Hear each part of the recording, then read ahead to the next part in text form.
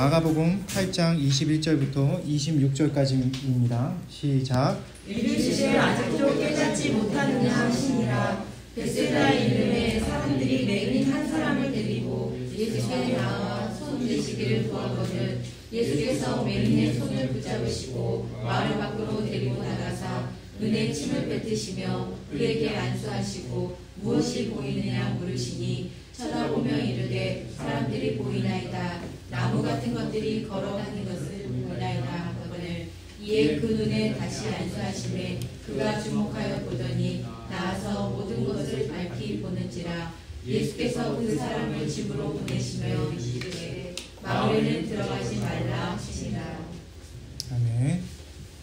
자리에 앉으시기 바랍니다.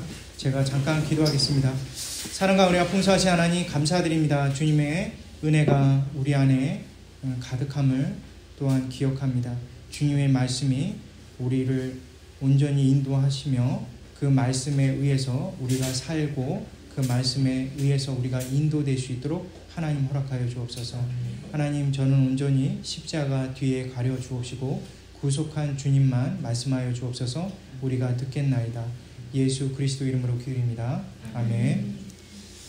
이번 주 설교부터 마가복음의 이제 후반부를 이제 들어가게 됩니다. 정확하게 말씀드리자면 사실 전반부와 후반부 사이에 가교 역할을 하는 부분이 오늘 말씀부터입니다.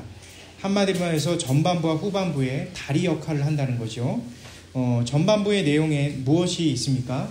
예수님이 바로 구약에 나온 그 메시아라는 그 사실을 전반부에서는 주로 다루고 있습니다. 특별히 그분은 우리가 잘 알고 있는 하나님이라는 사실을 보여주고 있는 것이죠. 예수님이 바로 창조자이심을 명확히 다루고 있습니다. 자연을 지배하고 인간의 모든 병약함을 고치시며 영적 세력을 자신의 손 안에 마음대로 하실 수 있는 분이 바로 예수님이라는 것입니다. 그런데 그러한 예수님께서 후반부에는 또 다른 모습으로 우리에게 알려주십니다. 그것은 바로 나의 그리고 우리의 유일한 구원자 되심에 대한 내용입니다. 우리의 저주를 짊어지고 고난의 십자가에서 죽으시고 부활하셔서 하나님과 우리 관계를 완전히 회복시킬 수 있는 유일한 구원자라는 사실을 성경은 말씀하고 계신 것입니다.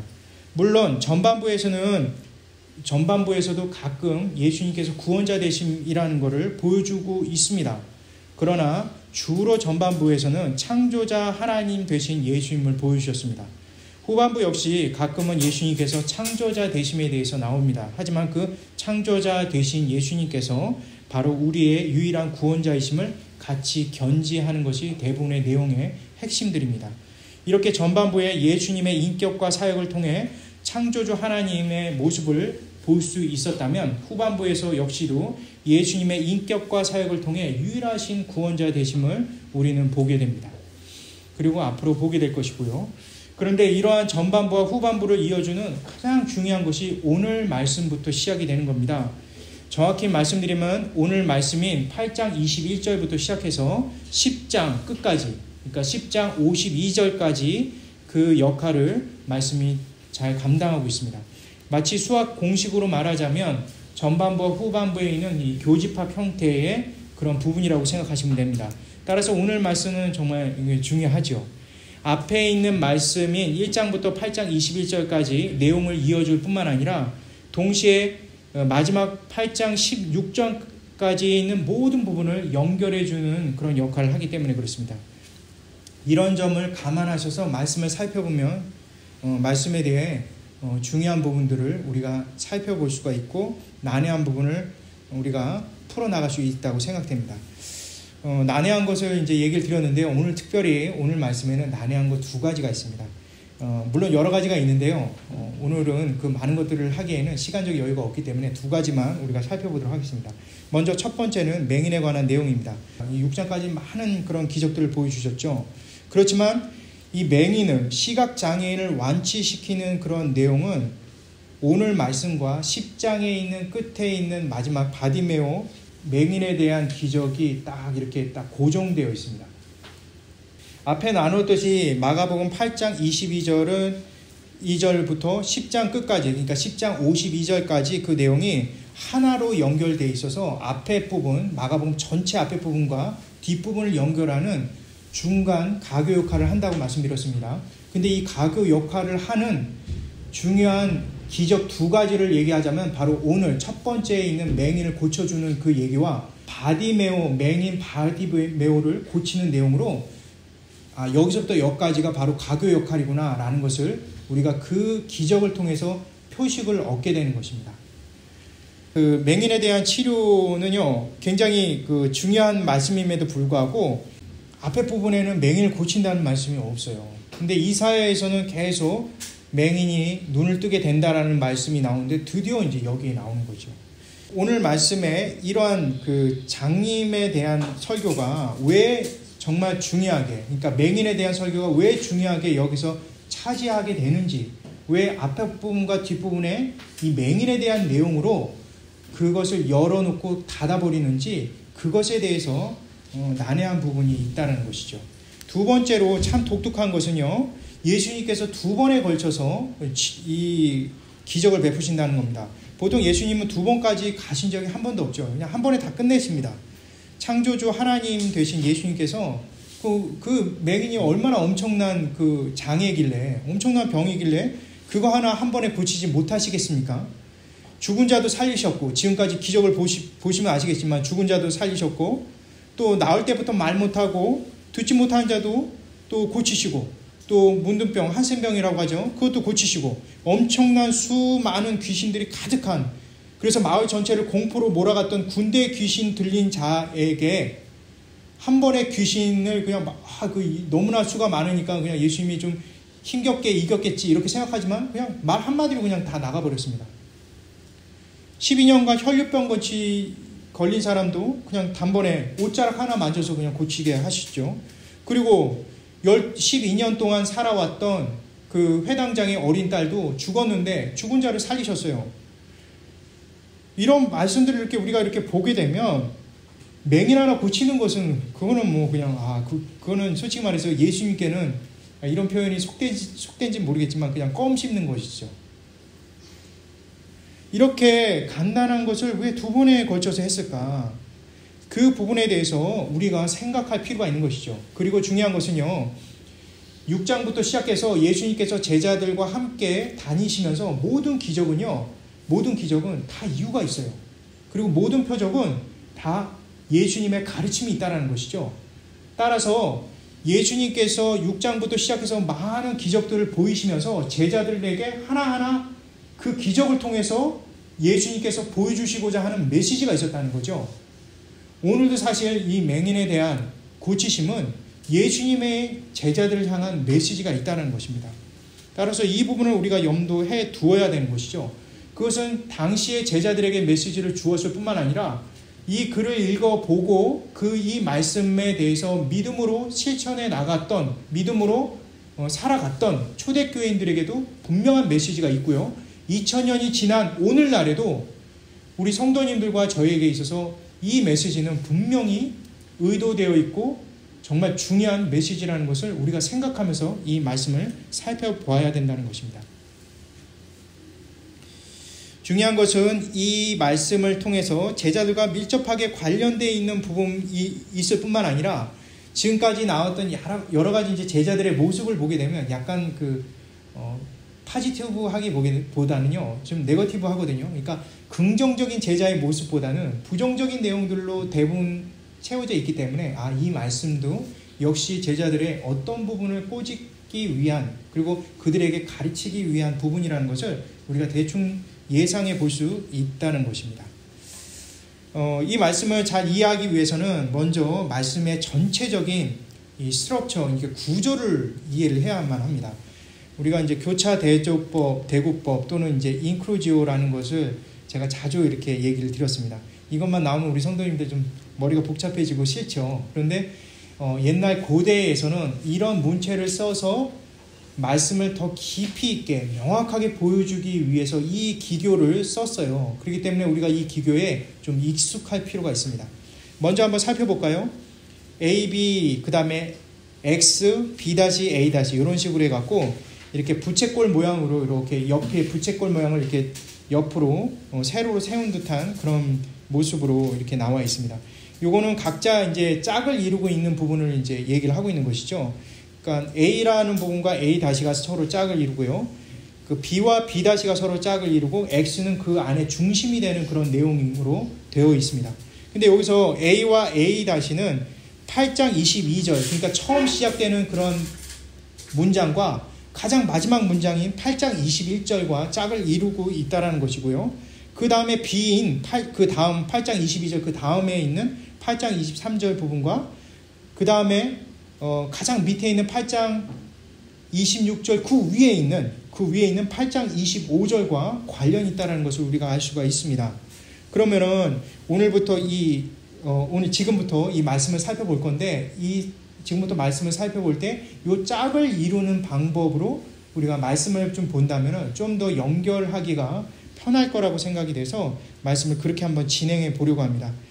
마치 이거는 어떻게 보면 중앙을 이렇게 데칼코마니처럼 딱 이렇게 접은 모양이거든요. 그러니까 중앙을 기점으로 해서 양쪽이 이렇게 똑같은 내용입니다. 그렇지만 똑같지는 않습니다. 서로 보완적인 관계라는 것을 우리가 기억하면서 말씀을 보려고 합니다. 특별히 X라는 부분이 가장 핵심적인 건데요. X가 무엇입니까? 사람이 나무처럼 걸어가는 것을 본다고 예수님께 말하는 그 맹인의 모습이 나오죠. 이게 오늘 말씀에 굉장히 중요한 핵심적인 내용이라는 것을 우리가 염두에 두고 말씀을 살펴보도록 하겠습니다. 자, 그렇다면 21절은 사실은 지난주 말씀을 이어보려고 21절을 놓은 거거든요.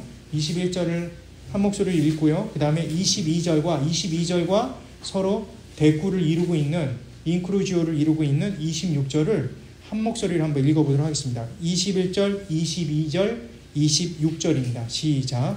이르시되 아직도 깨닫지 못하느냐 하시니라. 베세다 이름에 사람들이 맹인 한 사람을 데리고 예수께 나와 손을 대시기를 구하거늘 예수께서 그 사람을 집으로 보내시며 이르시되 마을에는 들어가지 말라 하시니라. 예, 배 안에 있었던 일들이죠. 그 배 안에 있었던 일들, 그 이후에 22절에 베세다에 이르는 그런 장면이 나온다. 지난주 설교에서는 베세다에 이르기 전에 배 안에서 예수님과 제자들의 그런 대화의 내용들을 우리가 생각해 볼 수가 있는 것이죠. 이 대화 속에서는 예수님께서 바리새인들의 누룩과 헤롯의 누룩을 주의하라 이렇게 말씀해 주셨습니다. 이것을 통해서 당시 제자들의 영적 상태뿐만 아니라 앞으로 있을 크나큰 위기 속에서 그들의 모습들에 대해서 미리 예언적으로 말씀하신 내용인 것이죠.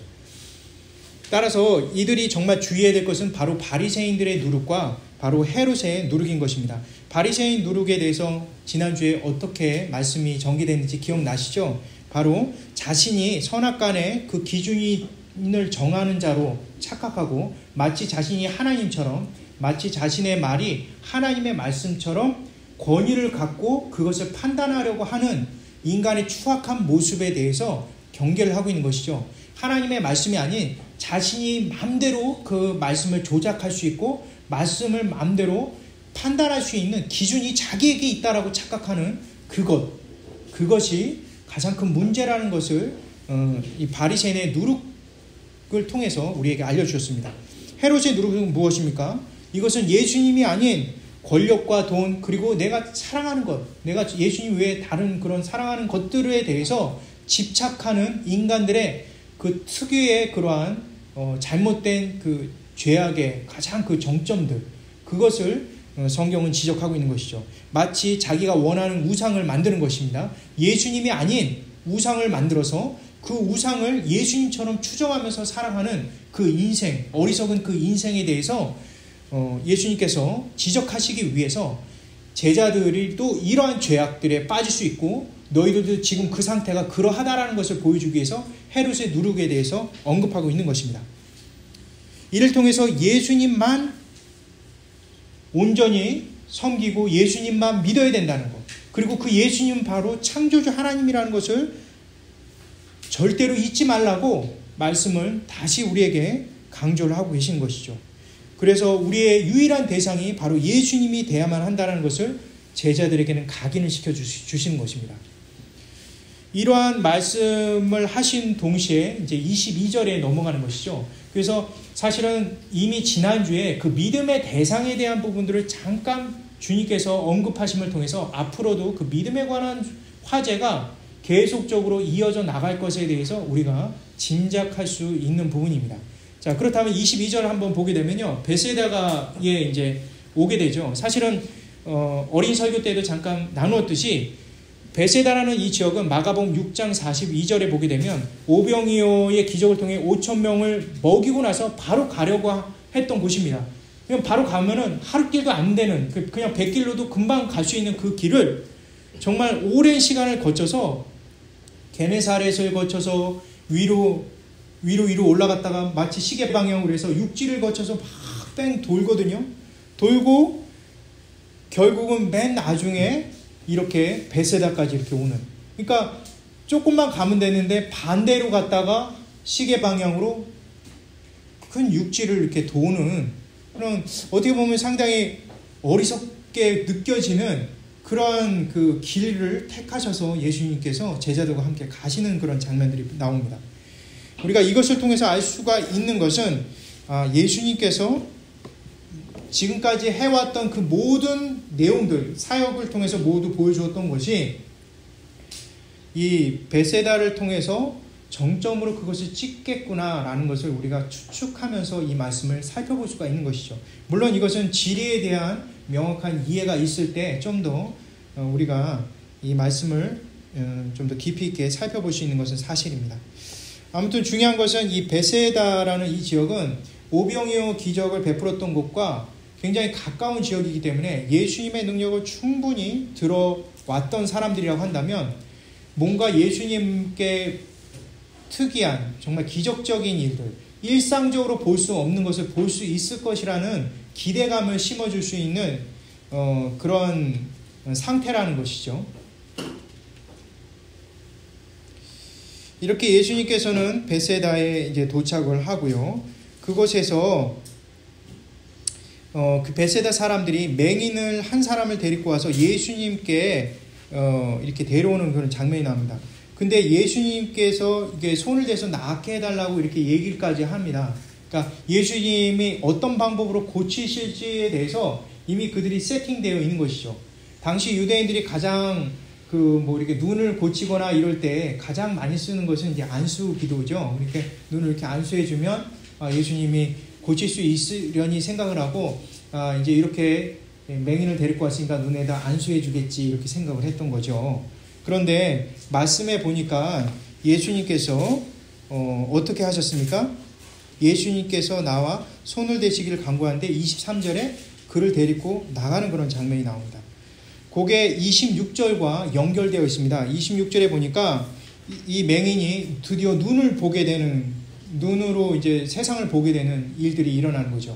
그러니까 맹인이 완전히 고침을 받아서 세상을 볼 수가 있는 상태가 되자마자 마을로 들어가지 말라고 합니다. 베네사렛, 너를 데리고 오는 그 마을 사람에게로 돌아가지 말고 너는 그냥 집으로 가라 이렇게 얘기를 합니다.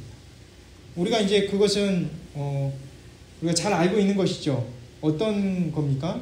예수님께서 이미 마을 사람들이 자신을 향한 잘못된 메시아관을 갖고 있을 뿐만 아니라 그들은 기적적인 쇼를 보기를 원하는 것이지 진짜 하나님의 말씀과 하나님에 대한 믿음을 갖고자 예수님을 찾아왔던 것은 아니라는 것을 알고 있었던 것이죠. 그런 것들에 대해서 미연에 방지하기 위해서 그런 모습을 보이십니다. 하지만 사실은 이러한 모습이 이러한 이 베세다의 사람들의 모습만으로 우리가 생각할 수는 없는 것이죠. 왜냐하면 이 안에 함께 했던 이 제자들 계속 예수님을 따라다녔지만 예수님을 전혀 엉뚱하게 이해할 뿐만 아니라 자기 마음대로 예수님은 이렇게 고쳤으니까 이번엔 이렇게 또 고쳐야 돼 라고 착각하고 있는 이 제자들의 모습을 정면으로 비판하기 위해서 이 베세다 마을 사람들을 좀 더 두각시켜서 이 말씀을 우리에게 전해주고 있는 것입니다. 자, 그렇다면 다음 말씀들을 우리 한번 살펴보도록 할까요? 23절 그리고 23절과 짝을 이루는 25절을 우리 한 목소리로 한번 읽어보도록 하겠습니다. 시작. 예수께서 맹인의 손을 붙잡으시고 마을 밖으로 데리고 나가사 눈에 침을 뱉으시며 그에게 안수하시고 무엇이 보이느냐. 이에 그 눈에 다시 안수하심에 그가 주목하여 보더니 나아서 모든 것을 밝히 보는지라. 예. 자, 예수님께서 드디어 이제 고치시는 그런 내용이 나오는데요. 그 23절에 보니까 첫 번째 그 고치시는 그런 내용이 나오고요. 그 다음에 25절은 두 번째로 고치는 내용으로 이렇게 나옵니다.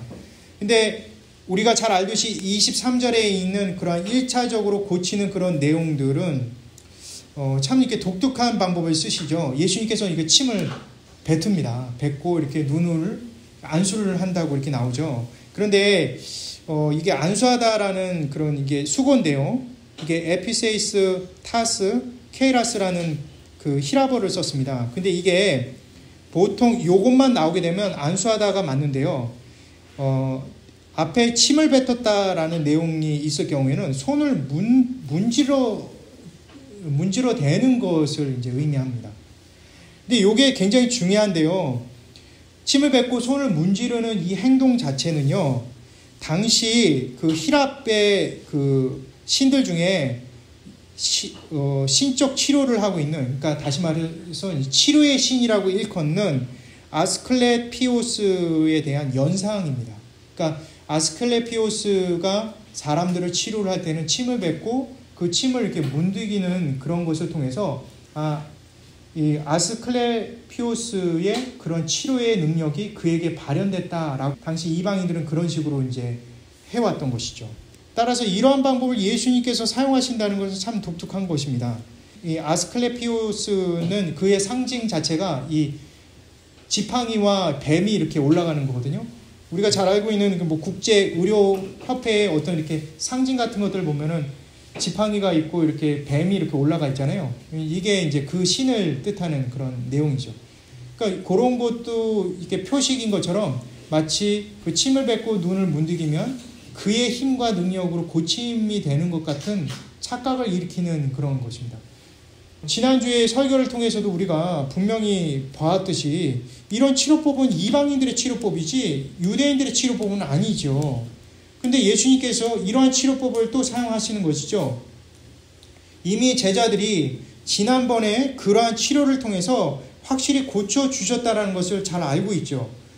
그렇기 때문에 이번에도 똑같은 방법으로 했기 때문에 제자들이 생각할 때 그때 방법대로 했으니까 이번에도 또 고쳤겠지라고 생각하고 아마 봤겠죠. 근데 어떻게 됐습니까? 눈이 안 고쳐졌어요. 눈이 안 고쳐졌습니다. 어떤 이들은 이제 이렇게 얘기를 합니다. 결국 예수님께서 이 이방신이 하는 그 방법대로 하게 되면 그 힘이 발현되지 않는구나. 예수님은 자신에 있는 그 유대인들의 익숙한 그 안수를 하는 방법으로만 고쳐야지 괜히 이방인들이 하는 그런 방법으로 고치게 되면 예수님은 자기 힘을 발휘할 수 없어 라고 생각을 한다고 한다면 성경을 굉장히 잘못 보고 있는 것이죠. 그러면 지난번에 고친 그 사건은 어떻게 우리가 해석을 할 수 있습니까? 그러니까 이 부분에 대해서 우리가 이제 생각해 볼 필요가 있습니다.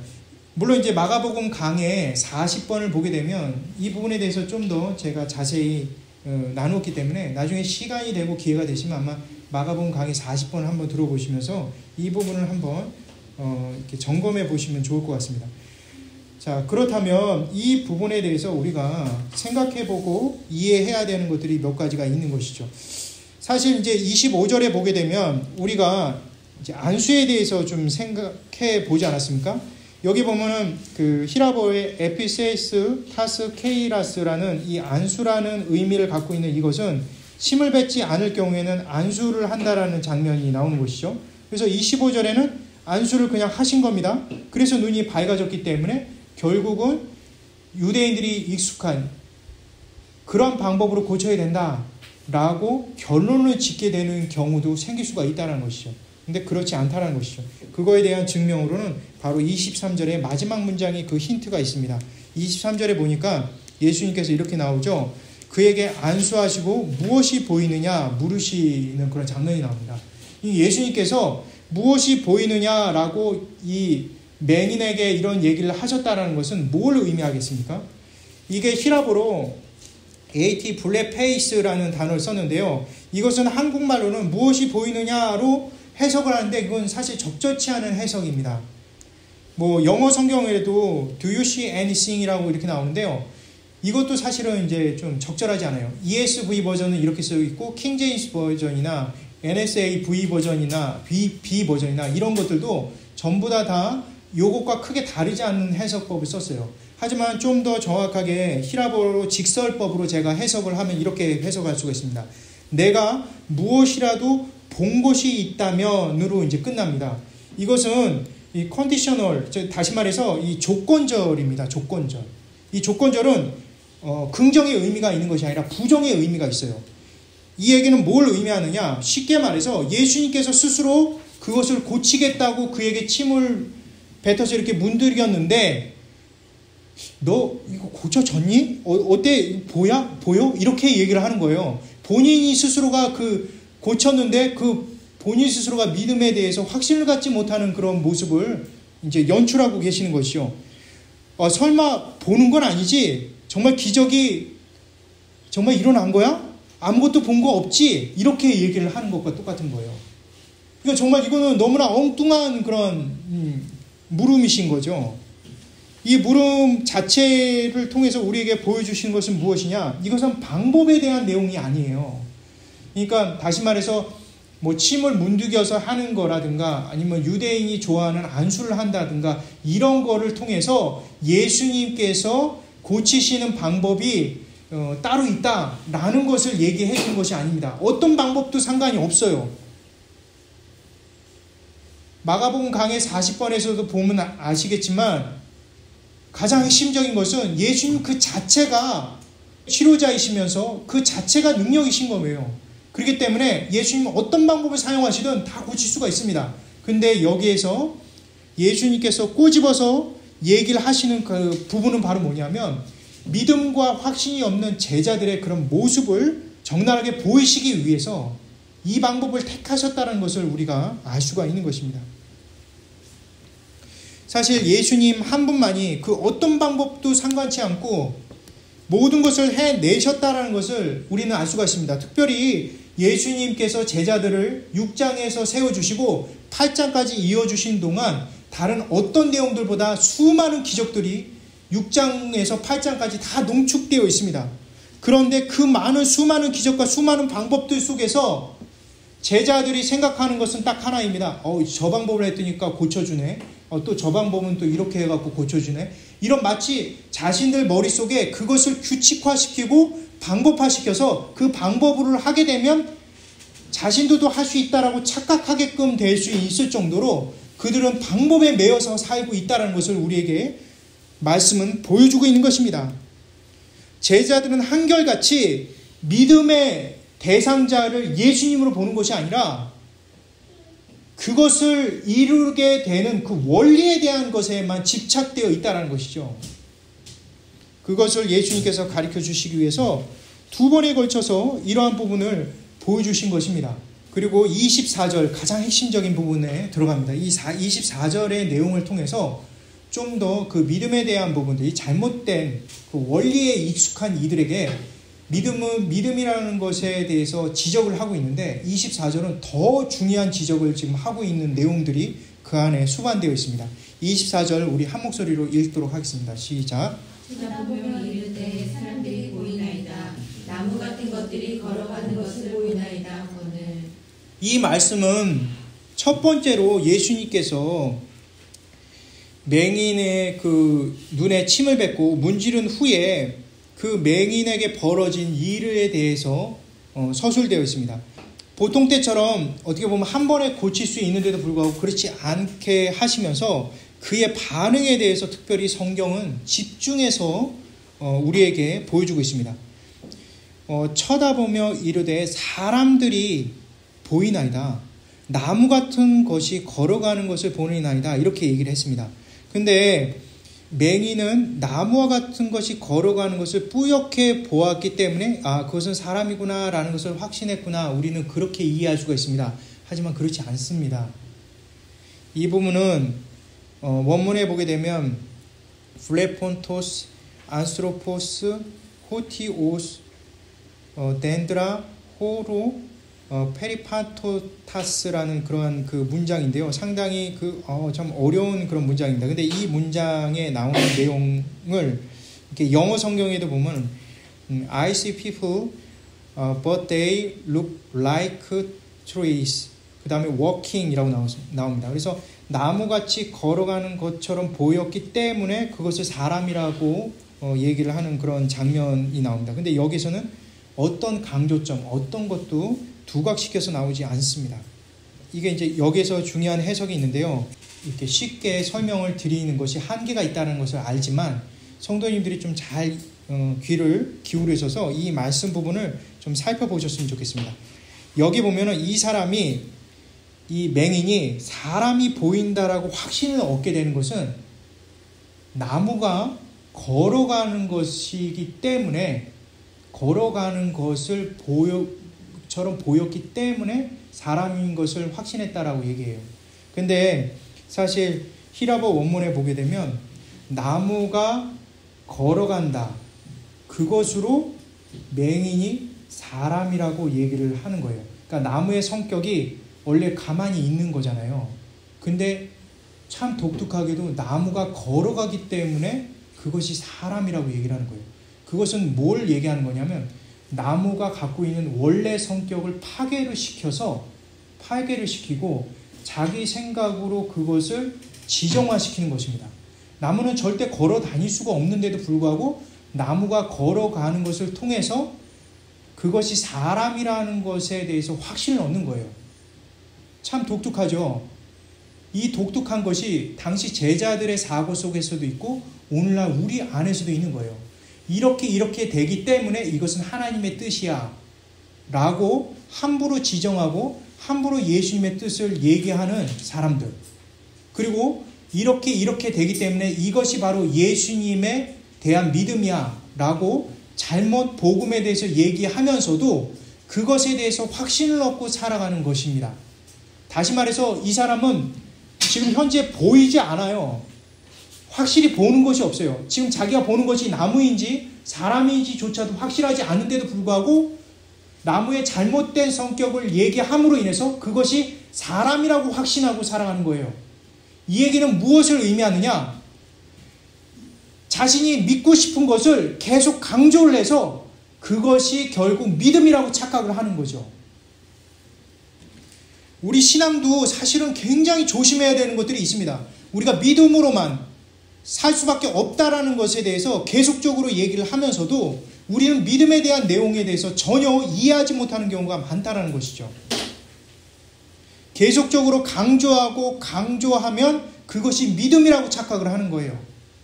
믿고 싶으면 그것이 믿음이 된다고 착각을 하는 겁니다. 아돌프 히틀러가 있죠. 잘 아실 겁니다. 2차 세계대전에 아주 정말 그 전쟁의 가장 큰 책임자죠. 근데 이 히틀러만 책임자입니까? 아닙니다. 아돌프 히틀러를 그렇게 비난을 해도 사실은 독일에 있는 모든 국민들이 아돌프 히틀러에 의해서 열광했고 그 히틀러에 의해서 그들이 군인이 되어서 세상을 침략하는 주체자들이 되었습니다. 사실 그 당시까지만 해도 독일 국민들이 어떻습니까? 정말 철학적으로 따지면 이루 말할 수 없는 경지에 있었던 사람들이고 예술가들로 따져도 수많은 예술인들이 그곳에서 나왔습니다. 그런 엄청난 지식과 엄청난 예술과 그리고 엄청난 철학적 기반이 되었던 그런 사람들이 한순간에 히틀러에 의해서 열광하고 자신의 가지고 있던 머리에 있는 지식들과 그런 것들을 완전히 쑥대밭시켰던 그 사건이 바로 2차 세계대전에 있었던 바로 독일 국민들이었다는 것이죠. 그렇게 사람들을 세뇌시켰던, 어떻게 보면은 예술의 혼이 있고, 더군다나 우리가 잘 알지 않습니까? 16세기의 종교개혁이 어디서부터 시작됐습니까? 독일에 있는 루터에서부터 시작이 되지 않습니까? 말씀에 대해서 바르게 찾고자 하는 열망이 있었던 그들이 어떤 일이 있었길래 이렇게 순식간에 변질이 되어서 무지몽매한 사람처럼 행동하게 되는지에 대해서, 그리고 그 독일의 국민들이 완전히 바보가 되는 그런 모습을 우리가 이렇게 지켜보면서 많은 생각들을 하게 되죠. 그리고 유대인이라는 그런 사람들을 정말 민족적인 학살을 하는 악행을 저지르는데 독일 국민들이 함께 합세했다는 것은 정말 지금의 독일이 계속적으로 사죄를 하고 있는 그런 모습과 비례한다고 저는 보게 됩니다. 그런데 이렇게 독일 국민들을 완전히 정신개조를 시켰던 그 히틀러 뒤에는 누가 있었느냐? 요제프 괴벨스라는 사람이 있었습니다. 이 괴벨스라는 사람이 이 대중기만과 대중선동은 정말 가히 천재적이라고 할 수가 있는 것이죠. 그래서 대중을 어떤 식으로 바보로 만들 수 있는지를 너무나 잘 알고 있었던 사람입니다. 근데 이 괴벨스가 이런 얘기를 했죠. 거짓말도 100번을 하게 되면 진실이 된다. 이런 얘기를 했습니다. 사람의 믿음이라는 그 구조는요, 참 독특합니다. 그것을 계속적으로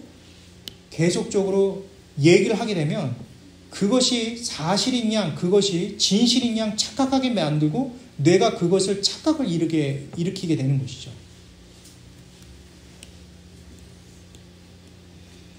여러분들에게 말씀을 선포하는 제가 거짓 목사인지 진짜 목사인지 여러분들은 어떻게 확신하고 믿음으로 따라오십니까? 지금까지 여러분들에게 확신 있게 믿음이 이런 것이라고 얘기하는 것이 정말 진짜인지 거짓인지 여러분들은 어떻게 생각하고 판단하시면서 이 자리에서 예배를 드리십니까? 가슴이 벅차오르기 때문에 매번마다 이 말씀을 통해서 뭔가 기적적인 일들이 경험되기 때문에 이것은 사실이라고 믿고 따라오시는 것입니까? 믿음이라는 것은 그런 것입니다. 강조하고 우리가 믿고 싶어서 믿어지는 것이 아니라 하나님께서 전적으로 인도해 주시고 은혜 베풀어 주셔서 하나님의 말씀의 지식과 말씀의 부분을 우리가 직관적으로 그냥 우리가 어떠한 논리에 의해서 되는 것이 아니라 그냥 주께서 퍼부으신 그 은혜로 감정적인 은혜만을 말하는 것이 아니라 그냥 그것이 믿어지는 거예요.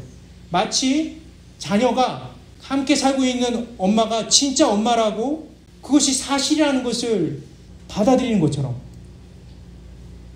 엄마가 그 아이를 낳는 그 과정을 그 아이는 지켜봤습니까? 제3자로 지켜보지 않았잖아요. 그럼에도 불구하고 그 아이는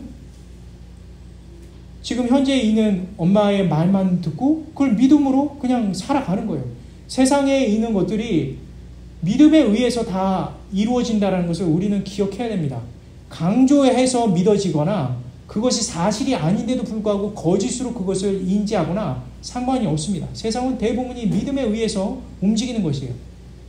진화론을 그렇게 주장하는 사람도 사실 그 진화가 과학적으로 허구라는 것은 많이 밝혀졌음에도 불구하고 그것을 믿음으로 그냥 예수님 믿기 싫으니까 그것에 믿음으로 그 진화론을 받아들이는 것처럼 우리의 믿음 역시 거짓된 것에 의해서 농락당하는 것이 아니라 이것이 말씀이기 때문에 이 말씀의 주 대신 예수 그리스도가 나의 진정한 구원자이시고 목자이시기 때문에 내가 받아들일 수 있는 것입니다.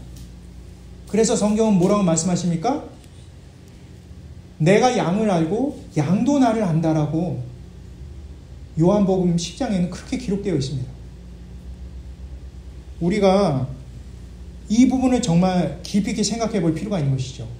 믿음이라는 것이 무엇인지 정말 나는 정말 예수님을 제대로 믿고 있는지에 대해서 다시 한번 생각해 보고 주님 앞에 다시 한번 기도드릴 수 있는 우리 신앙인들이 되어야 하는 것입니다. 말씀을 마치려고 합니다. 오늘 말씀의 핵심은 무엇입니까? 당신은 정말 믿음이 있습니까? 그리고 당신이 갖고 있는 믿음은 정말 바른 믿음입니까? 이것이 바로 오늘 말씀의 가장 핵심적인 그런 내용인 것입니다. 마태복음 7장 22절에서 23절 말씀 우리 한 목소리로 한번 읽어볼까요? 마태복음 7장 22절에서 23절입니다. 시작. 그날에 많은 사람이 나더러 이르되 주여 주여 우리가 주의 이름으로 선지자 노릇하며 주의 이름으로 귀신을 쫓아내며 주의 이름으로 많은 권능을 행하지 아니하나이까 하니라. 그때 내가 그들에게 밝히 말하되 내가 너희를 도무지 알지 못하니 불법을 행하는 자들아 내게서 떠나가라. 그날이라는 것은 이제 주님의 날이죠. 주님의 날이 다다랐을 때 너희들은 뭐야? 이렇게 물어보시는 거죠. 그럴 때 이 사람이 저희 모르세요? 제가 예수님의 이름으로 막 이런 선지자 노릇하고 예수님의 이름으로 귀신도 내어 쫓고 예수님의 이름으로 이런 권능도 행했습니다. 이렇게 얘기하니까 예수님께서 단번에 하신 얘기가 내가 너희들을 도무지 모르겠는데 니네들은 누구야 대체? 내 이름을 가지고 지금까지 내 이름 갖고 팔았어? 나는 니네들 몰라. 라고 이렇게 바로 얘기를 하시는 것이죠. 내 이름 갖고 했으니까 니네들은 불법을 자행했구나. 이 불법을 행하는 자들아 내게서 떠나라. 이렇게 얘기하면서 이제 윽박지르는 그런 장면이 나오죠. 이것은 우리에게 많은 것들을 시사해주고 있는 거예요. 아무리 예수님의 권능으로 무엇을 했고 기적을 했고 사람들을 홀리는 그 수많은 것들을 한다고 할지라도 예수님과 전혀 관계없이 살아가는 자일 수 있다는 것을 우리에게 분명히 경고해 주시는 것이죠. 어떠한 증거로 예수님을 찾는 것이 아닙니다. 어떤 기억으로 예수님을 찾거나 내가 그 어떠한 능력으로 예수님을 찾는 것이 아니에요. 그런 것은 그냥 모래 위에 쌓아올린 그런 집 같은 것들이에요. 그냥 한 번에 무너지게 되어 있는 것입니다. 진짜 믿음이란 무엇입니까? 진짜 믿음이라는 것은 바로 갈라디아서 2장 16절 전체를 2장 전체를 보면 좋은데요. 시간 관계상 2장 16절 하나랑요 20절 21절 우리 한 목소리로 읽어보도록 하겠습니다. 시작. 사람이 의롭게 되는 것은 율법의 행위로 말미암음이 아니요 오직 예수 그리스도를 믿음으로 말미암는 줄 알므로 우리도 그리스도 예수를 믿나니 이는 우리가 율법의 행위로서가 아니고 그리스도를 믿음으로써 의롭다함을 얻으려 함이라. 율법의 행위로서는 의롭다함을 얻을 의체가 없느니라. 내가 그리스도와 함께 십자가에 못 박혔나니 그런즉 이제는 내가 사는 것이 아니요 오직 내 안에 그리스도께서 사시는 것이라. 이제 내가 육체 가운데 사는 것을 나를 사랑하사 나를 위하여 자기 자신을 버리신 하나님의 아들을 믿는 믿음 안에서 사는 것이라. 내가 하나님의 은혜를 패하지 아니하노니 만일 의롭게 되는 것이 율법으로 말미암으면 그리스도께서 헛되이 죽으셨느니라. 아멘. 이게 복음의 진수이죠. 복음의 진수. 우리가 무엇을 믿어야 되는지를 이제 정확하게 보여주고 있는 내용입니다. 사실 이거는 다음 주에 나와야 될 내용인데 이제 미리 스포일러를 이제 합니다. 여기에 나오는 이 말씀의 율법의 행위란 무엇입니까? 바로 예수님 외에 다른 것이 구원이라고 착각하는 것이죠. 나 자신의 노력, 자신의 공로, 자신이 추구하는 이상과 또 자신이 원하는 것을 위해서 달려가는 그 모든 것이 바로 하나님을 대적하고 배신자로 살아가는 그 모습이라는 것입니다. 이것이 바로 율법의 행위인 것이죠. 그리고 자신의 힘으로 마치 말씀을 순종할 수 있다라고 착각하고 자신이 주체자가 되려고 하는 그것 역시도 바로 율법의 행위라는 사실을 오늘 말씀은 보여주고 이 갈라디아서 말씀은 보여주고 있는 것이죠. 반대로 믿음으로 살아가는 것은 어떻습니까? 바로 예수님의 하신 일, 즉 나를 사랑하시고 나의 죄를 위해서 자신을 온전히 버리신 그분, 그래서 부활하셔서 우리 진정한 구원자가 되시며 하나님의 관계를 완전히 회복시키는 그것을 믿는 것이 바로 믿음의 내용이고 그것을 직관적으로 은혜 가운데 받아들이는 그 사람만이 진정으로 구원받은 사람인 것이죠. 그것은 그냥 믿음인데 내가 믿고 싶습니다가 아니라 그냥 자연스럽게 그것은 사실로 내가 인정이 되는 것이죠. 따라서 우리가 어떠한 노력에 의해서 믿음이 주어지는 것이 아니라 하나님의 100% 은혜 가운데 우리가 믿음으로 살아가는 것입니다. 성경은 이렇게 말을 하고 있는 것이죠. 두 번의 이 맹인이 치료되는 이 과정을 통해서 믿음이란 무엇이냐라는 것을 던져주면서 그 믿음은 너희에게서 속한 것이 아니라 바로 나에게 있는 것이다 라는 것을 다시 한번 우리에게 확인을 시켜주는 것이 바로 오늘 말씀의 내용인 것입니다. 예수님만이 우리의 유일한 대상인 것을 잊지 않는 우리 모두가 됐으면 좋겠습니다. 제가 기도하겠습니다. 사랑과 은혜가 풍성하신 하나님 감사합니다. 오늘 말씀을 통해서 믿음에 대한 두 가지 부분을 생각하게 되었습니다. 예수님을 추측하는 일 없도록 도와주옵소서. 오직 말씀을 기반으로 해서 말씀을 기초한 주님이 가르쳐주신 진리를 통해서 깨닫는 그런 은혜를 허락하여 주옵소서. 또한 하나님, 나의 노력으로 믿어지는 것이 아니라 자녀가 그 부모의 됨을 확신한 것처럼 그냥 자연스럽게 예수님을 참된 구주로, 하나님을 나의 아버지로 모실 수 있는, 그것이 정말 은혜라는 것을 기억할 수 있도록 도와주옵소서. 또한 예수님이 하신 것과 그 예수님이 누구인지를 밝히 알아 더 깊이 있는 믿음 안에 굳건히 설 수 있는 우리 모두가 되게 하나님 허락하여 주옵소서. 예수 그리스도 이름으로 기도드립니다. 아멘.